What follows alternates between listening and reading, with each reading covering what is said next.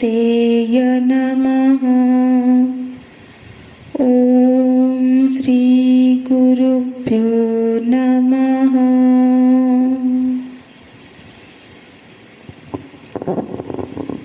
श्री भगवानुवाच अशोच्यानन्वशोचस्त्वं प्रज्ञावादांश्च भाससे गतासु न गतासूंश्च नानुशोचन्ति पंडिताः नानुशोचन्ति पंडिताः।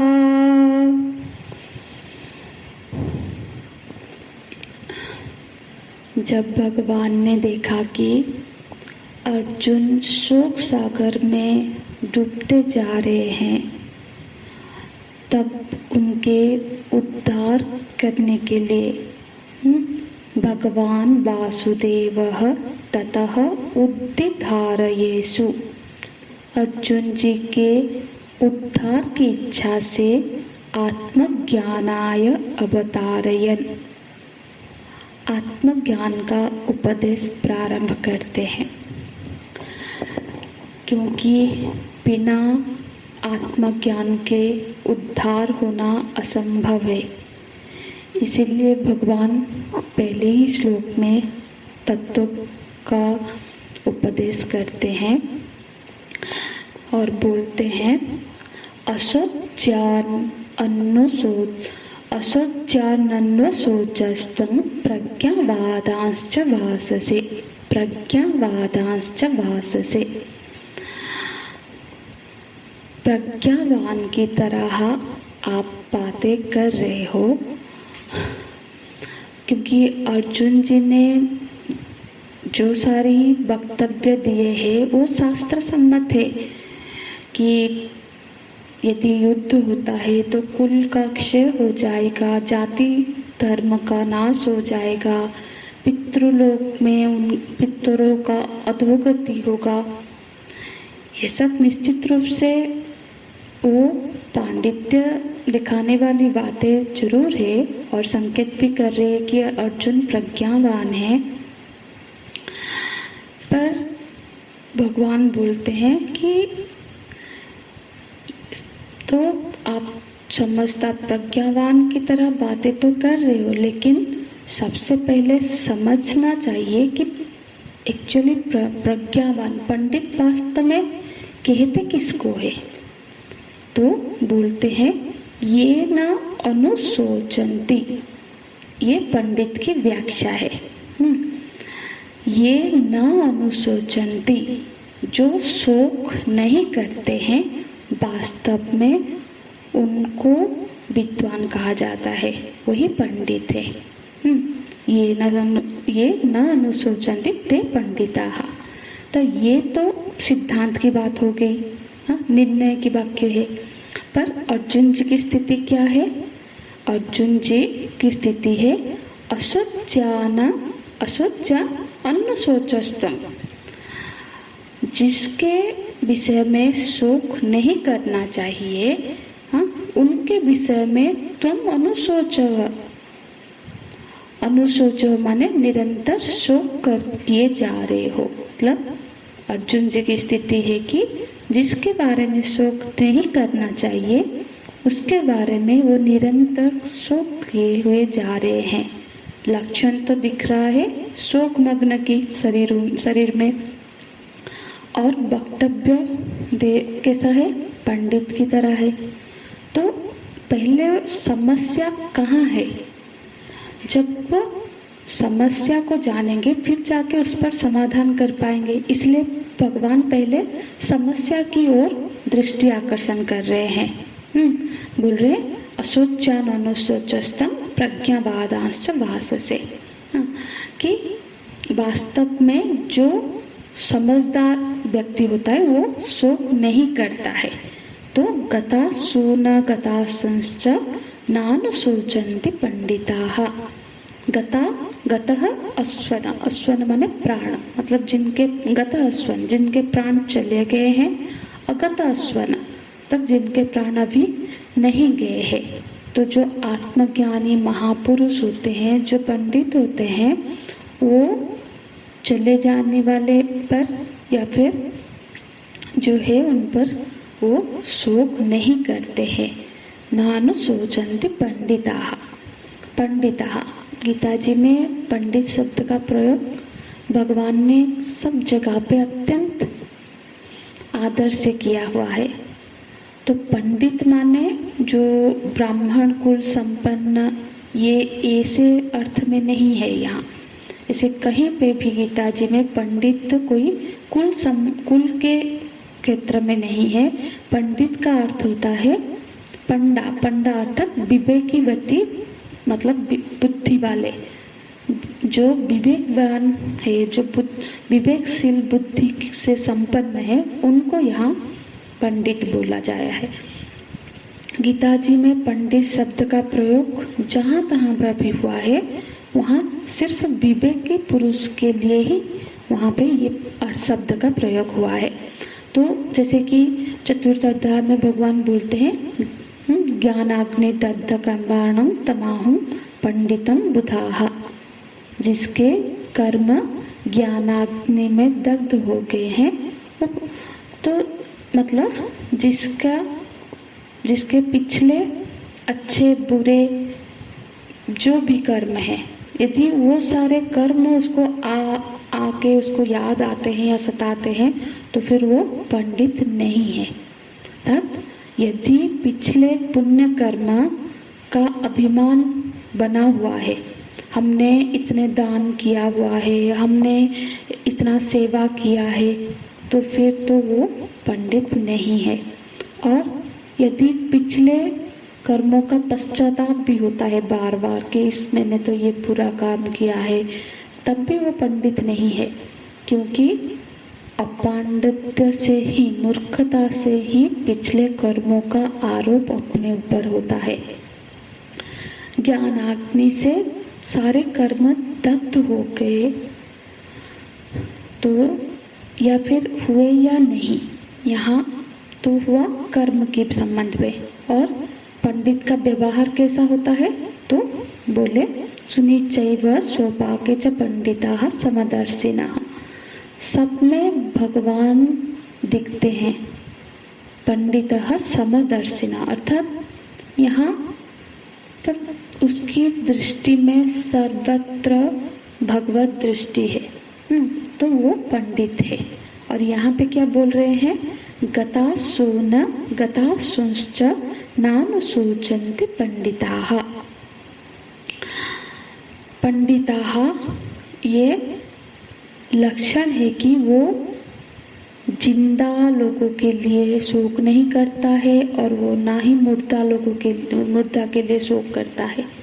हाँ, गतासुन मतलब जो मर गए हैं, जो चले गए हैं, जो अश्विन, जिनका प्राण त्याग हो गया है, तो माने वो पितर लोगों के लिए। क्योंकि अर्जुन जी ने कहा था ना कि पतंति पितरो येषां लुप्त पिंडोदक क्रिया। तो भगवान कहते हैं उन पितरों के लिए विद्वान शोक नहीं करते हैं, क्योंकि जो लोग बिना संतान के मृत्युवरण करते हैं, उनको भी जो तर्पण देने वाले हैं, वो इनको भी तर्पण दे देंगे, तो शोक करने जैसी कोई बात है नहीं। और फिर बोलते हैं अगता स्वना। अगता स्वर मतलब जिनके प्राण जो जीवित है, मतलब अर्जुन जी क्या बोलते हैं, जीवित बच गए हैं, उनके लिए भी पंडित लोग शोक नहीं करते हैं, शोक करना उचित नहीं समझते हैं।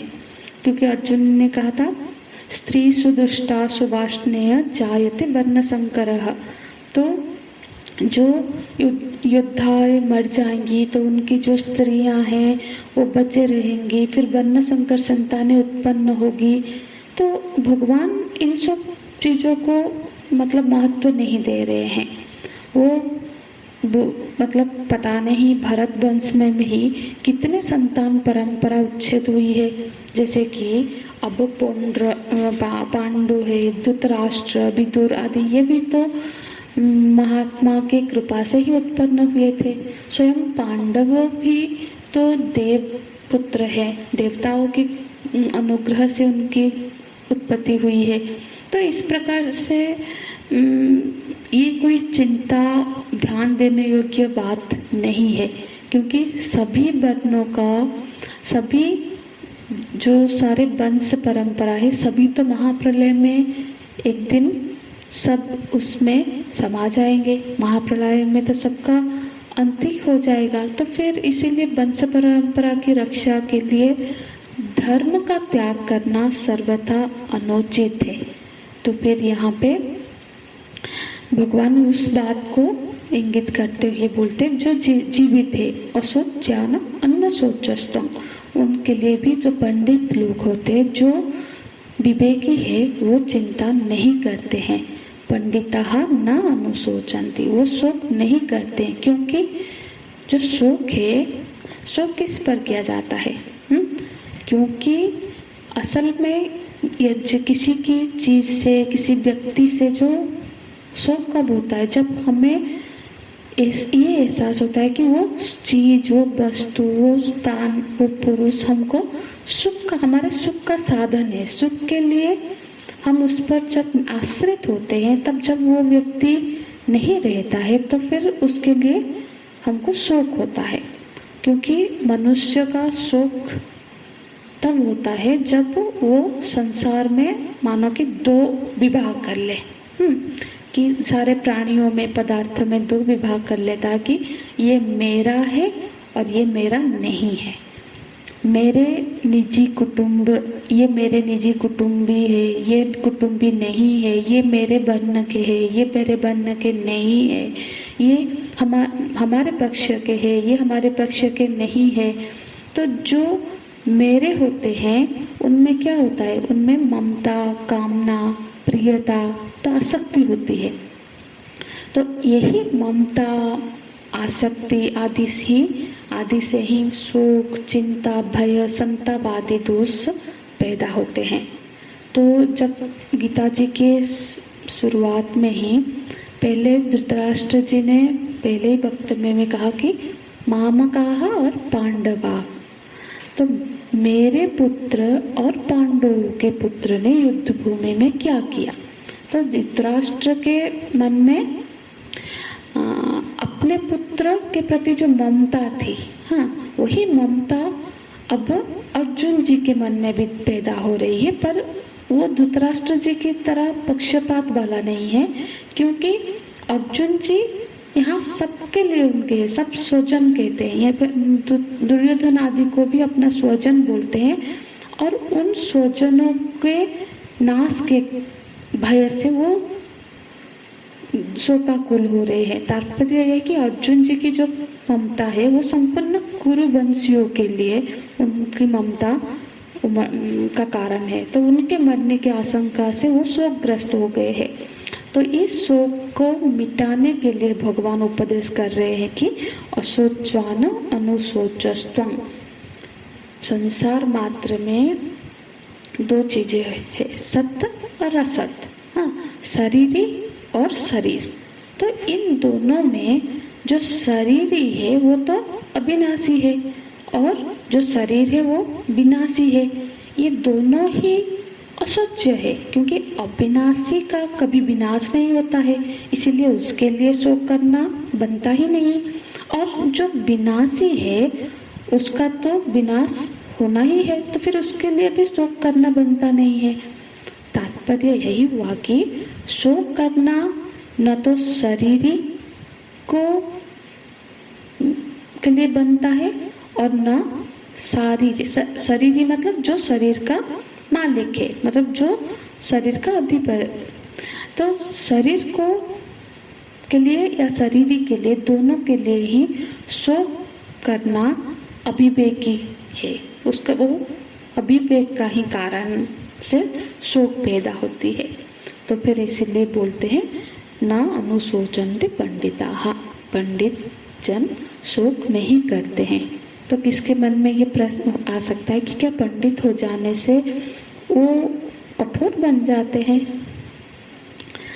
तो नहीं, यहाँ पे हमको समझना है कि शोक करना और संवेदनशील होने में भिन्नता है, उसमें पृथक है। देखो, जैसे गोस्वामी जी ने कहा ना, पर दुख द्रवसी संत सुनुपीता।